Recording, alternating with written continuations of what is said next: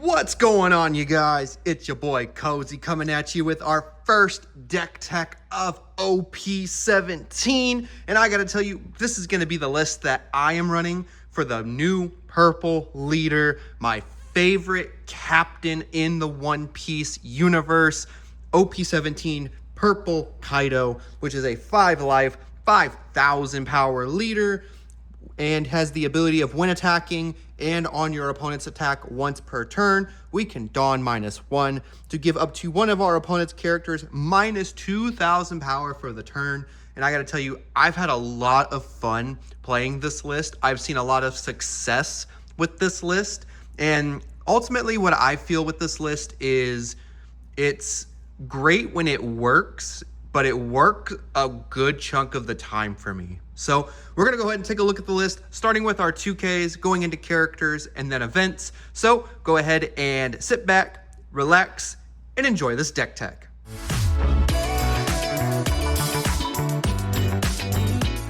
Starting off with our 2Ks, I am running 4 copies of Basil Hawkins from OP17.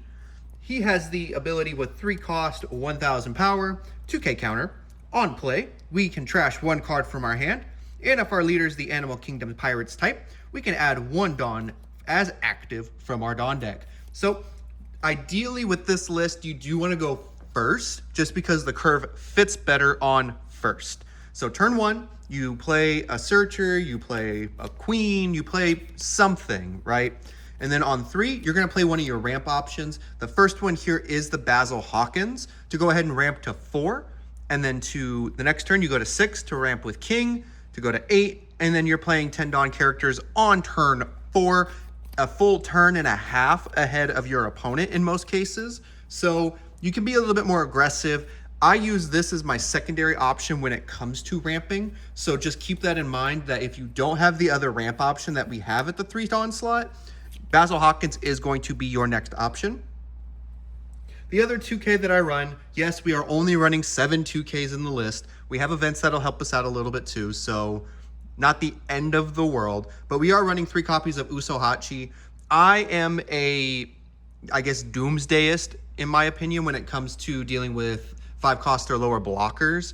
So for me, I would much rather have the Usohachis. They're not searchable, unfortunately. There are searchable 2K options, but I like the on play of if we have 8 or more Dawn, which we're going to by turn 4, is to rest a 5 cost or lower character on our opponent's board. So having the ability to rest a blocker in the case that we don't have a way to remove a blocker helps us out tremendously. I'd rather have these in preparation of doing so rather than not having it and hoping for the best on pulling some things to remove our opponent's blockers or just pesky 5 cost or lower characters. Looking at our character list, we do run 4 copies of the Queen from EB04, which was part of the Kaido support that came out. Kaido King, the purple Animal Kingdom stuff. Queen was in that list. It is a 1 cost, 1,000 power, 1K counter character with the on play of we can trash an Animal Kingdom Pirates type card from our hand to draw 2. And activate main once per turn. We can rest 2 of our Dawn cards to get 1 additional Dawn as rested. So if we don't see Basil Hawkins, if we don't see the other ramp option, and we have Queen, we can still ramp to 4 and still play our King on curve going first. I like the draw power behind it. I also like the potential ramp that comes from it. So overall, I think this is a very solid character to run, especially if you see this in your opening hand and the 6 cost King. You'll be fine. This, the ramp option, and King, and then anything else after that is perfectly fine. In the 3 Dawn slot, we are running 4 copies of Yamato from OP17. It is a 3 cost, 1K power, 1K counter blocker character with the on-play effect of adding 1 Dawn as rested from our Dawn deck. So what we would normally do is on our 3 Dawn, we would swing the 5, and then we would play the Yamato to go to 4, or we can swing the 5 and ramp with Queen, or we can play Basil Hawkins, gain the active Dawn to rest and swing 6 with our Kaido leader. So there are 3 options here on our early plays to ramp to 4 going first. But if we are going second, we don't necessarily need to play any of these options just because necessarily it doesn't help with the ramp. It kind of makes the curve awkward if we go second. So these are just good counters to have at that point, or you can just play out the blocker for having the blocker and swing 6 if you are going second. Now the linchpin to this entire deck to make it as aggressive and fun as possible is 4 copies of King from EBO4. It is a 6-cost, 7k power character with no counter. It has the static effect of if this character would be KO'd, you may return 1 Dawn card from your field to your Dawn deck instead. This is any time it would be KO'd, either by battle or by card effect. We could just Dawn -1 and say that didn't happen. Thanks for stopping by and come again. So the activate main once per turn is what makes this card super busted in this deck list. So activate main once per turn, you can gain a 1 Dawn as active and 1 Dawn as rested. So having a 2 Dawn ramp every turn is just absolutely insane, especially with our big bodies, that we can really manipulate our Dawn and we can really gain insane value just by having the single king on board. The caveat is that this can be the only king on the field in order for this effect to activate. So do keep that in mind. You can't play 2 of these kings and ramp 4 Dawn every turn. That's not how it works. Now we get into our big bodies. For me, I found this package to be the most entertaining for 1, and 2, probably the most successful and flexible that I've seen. Running 4 copies of Lead Performers from OP17. It is a 9-cost, 11,000 power character with no counter. It has the on-play effect of Dawn -1. If your leader has the Animal Kingdom Pirates type, we can add 1 card from the top of our deck to our life. So for Dawn -1, we heal, which is great. Love it. And then activate main, we can trash this character and then play 1 king, queen, or jack from our hand, which in this deck, I run 2 copies of Queen from OP17. It is a 9-cost, 10,000 power character with no counter. It has banish as the keyword. And then on play, Dawn -1, we draw 1 card, and then up to 2 of our opponent's characters with a cost of 5 or less cannot attack us until the end of our opponent's next end phase. So normally what we would do is we would play Lead Performers the first turn, gain a life. Next turn, we swing the 11, we trash it to play the queen if we have it in hand, and then we Dawn -1 with the queen to draw 1 card, and then say 2 of our opponent's attackers with a cost of 5 or less are not swinging into us. So it's a very defensive deck, which I absolutely love. And it's very versatile. The banish helps a ton because it gets resources away from our opponent, either with a blocker, with counter, or they just lose a life card in trash. So very solid overall when it comes to just the versatility that this particular character has. Now we get into kind of the cool stuff, right? First, I run 2 copies of the Pop Kaido from OP17. What I mean by this is it is a 10-cost, 12,000 power character with the static effect of all characters in your hand without a counter have a plus 1,000 power counter. So basically all these bricks, the king, another Kaido, the queen, and the lead performers are now all 1Ks. So if we have this on board, a lot of our counter issues are somewhat fixed. They're still not perfect, right? But some is better than none. It has the effect of activate main once per turn, Dawn -1. If this character was played on this turn, negate the effect of up to 1 of your opponent's characters with a cost of 6 or less during this turn and KO it. So when this card was originally revealed, this was the Enel killer. That 6-cost Enel that we can't get rid of, no longer a problem. Another good example would be with Emu. Like all of their 5 Elder stuff, we can now get rid of, except Jupiter. Jupiter's a 7-cost. But we can start popping things and there's nothing they can really do because we're negating their effect. So I like this Kaido. I wouldn't necessarily run more than 2, maybe 3 at the most if I see the meta change to where this Kaido does become more prevalent and more sustainable and consistent that we need to hit it for. But I think 2 is very good in the list. I do run 4 copies of the blocker Kaido from OP17. This is a 10 cost, 12,000 power character with no counter, unless you have the other Kaido. It is a blocker, and once per turn on your turn, when a Dawn card on your field is returned to your Dawn deck, you can add 1 Dawn from your Dawn deck as active and restand 1 Dawn that you currently have. So ideally what you would do is, as a particular combo, is you would play the Kaido, you would then swing with your leader to Dawn -1, -2k something, use this effect to gain that Dawn back as active, and 1 Dawn that you rest to play this Kaido will restand. So now you have 2 Dawn that are active, which is something that is very, very important in this particular list. And then having consistent Dawn management at that point, so much easier with this Kaido and King on board. The reason why is because your boy's running 4 copies of Charlotte Linlin from the starter deck. So with this particular character, it is a 10 cost, 12,000 power, no counter. On play, Dawn -4, you may trash 1 card from your hand. You add 1 card from the top of your deck to your life.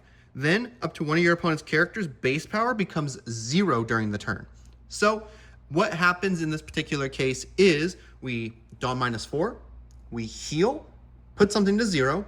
We can swing it with our leader. We can swing with a queen if we have it. Just something to clear the board out.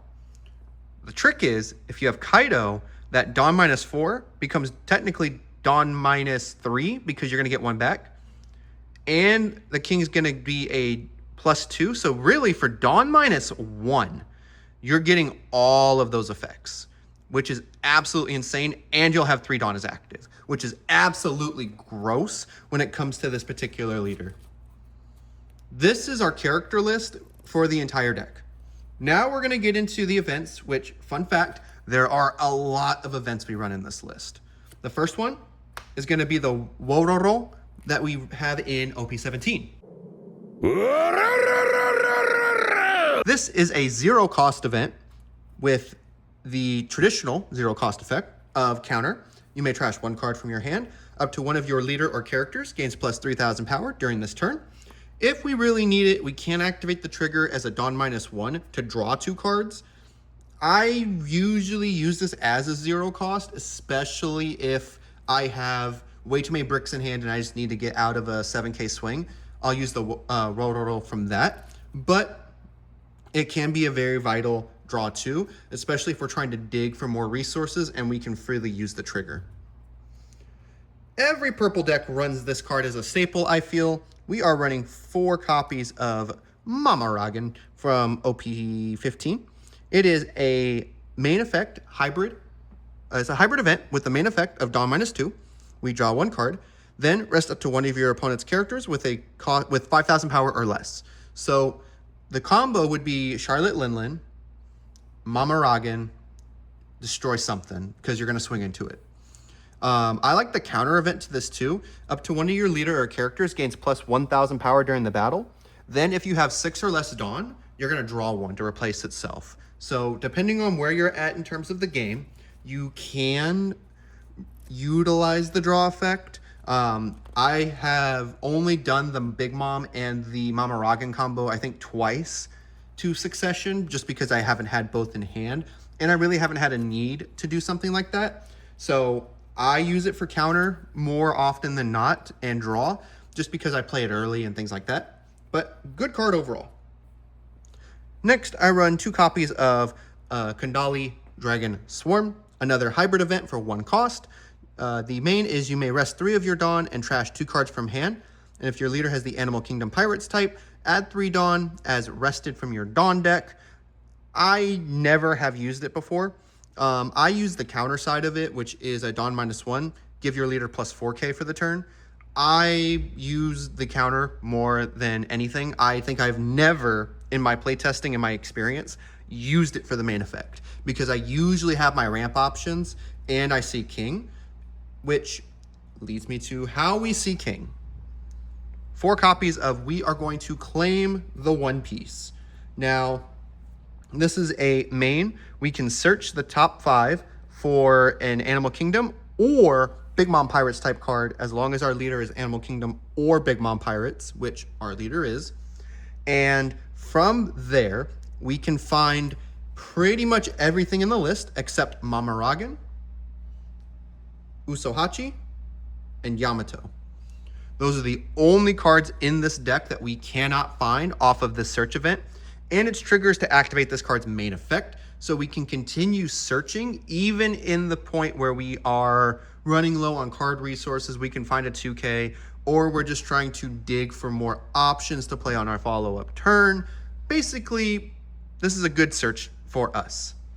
And then last but not least, I'm running 4 copies of Slow Beam. Like, you need it. I feel in this list you need it. I've won so many games off of Scoop just by having the Slow Beams in hand, especially if you go back-to-back turns with it, because it is a counter event for 2 Dawn. You Dawn -1, and basically what happens is up to one of your leader or characters gains plus 2,000 power during the turn.